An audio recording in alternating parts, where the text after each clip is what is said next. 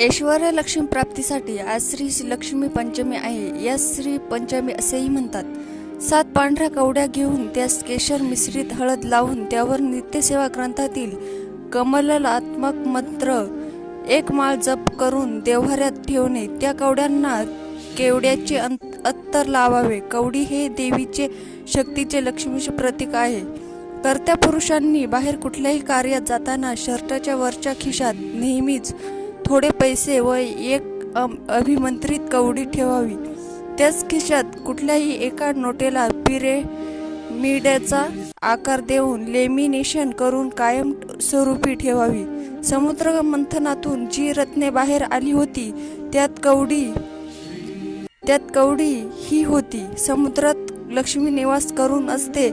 पगार मोठी रक्कम वसुलीचे पैसे खर्च न करता सर्वप्रथम घरी आणून त्यावर दिंडोरी प्रणित सेवा मार्गातील सेवा करून मगच वापरात